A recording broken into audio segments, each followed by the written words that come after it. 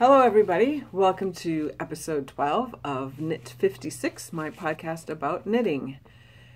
It's been a very busy April.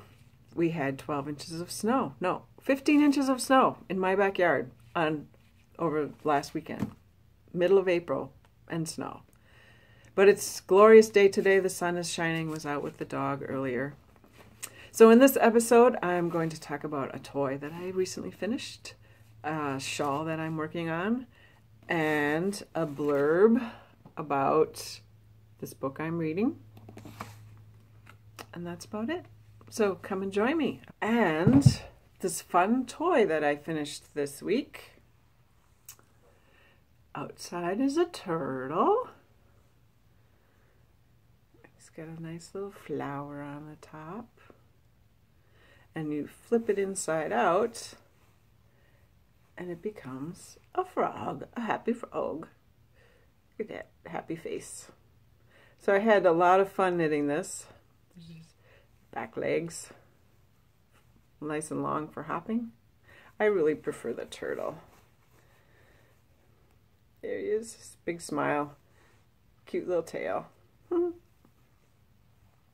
So this is knit out of Peace Fleece that I purchased maybe 6 years ago, and most of it I made into a vest for my father-in-law, and he actually still wears it. I'm so psyched. It's really nice colors with a pop of orange in the vest, and I've used it all up. I just have this much left, so that's pretty good.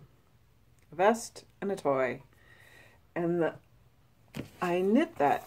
The pattern for the turtle is out of this book by Susan B. Anderson. Susan B. Anderson's Itty Bitty Toys. And it's really a great book.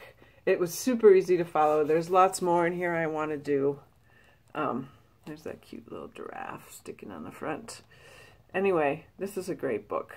And I had so much fun. I want to make some more toys. The other thing I've been working on is a big shawl that's knit on the diagonal. And yeah, I've just been working on this.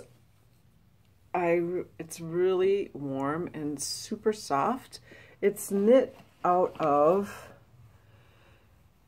this, it's kind of a fingering weight, and it's Polworth, 80% Polworth yarn and 20% silk.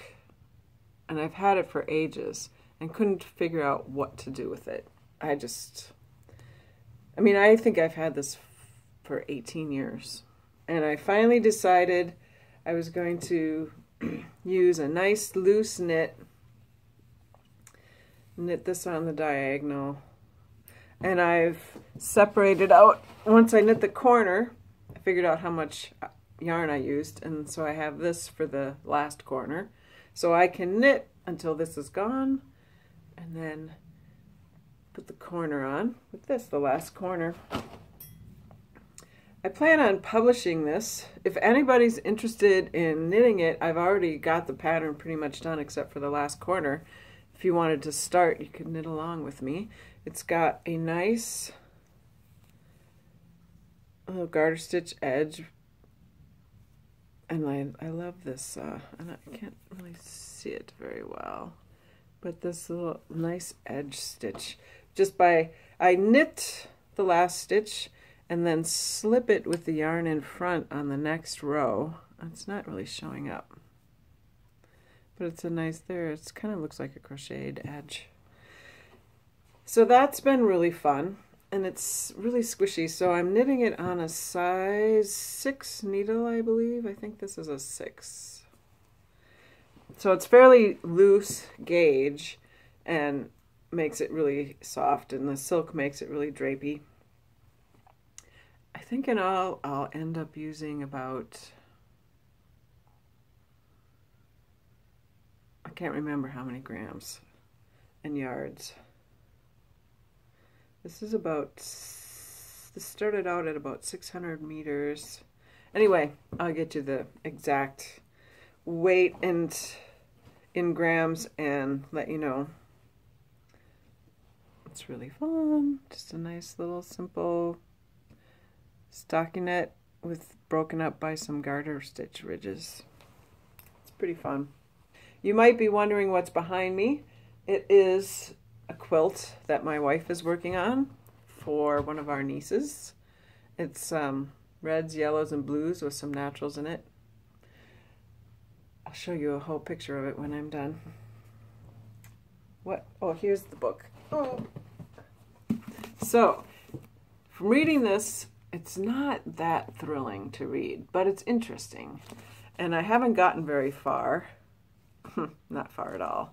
But one thing I'm realizing is how lucky we are.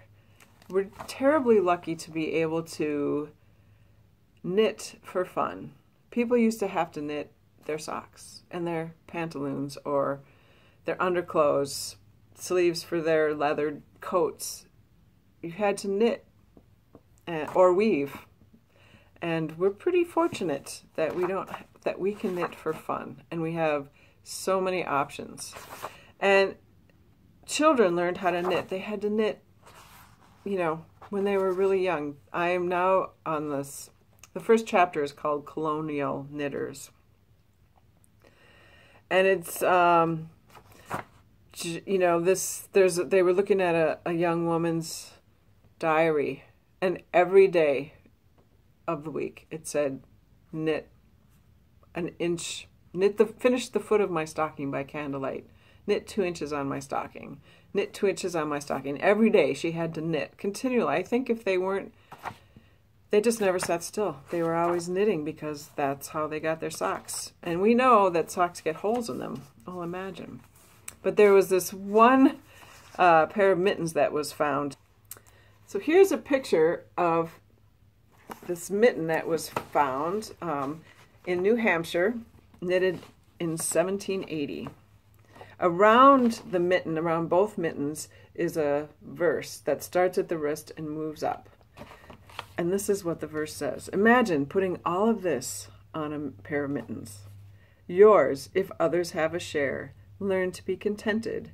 Then will your troubles cease. And then you may be certain that you will live in peace.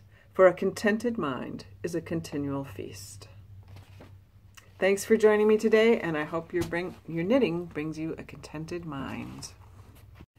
If you've enjoyed this podcast, please subscribe or give me a thumbs up so that I know that I'm on the right track. And I will see you in a couple weeks.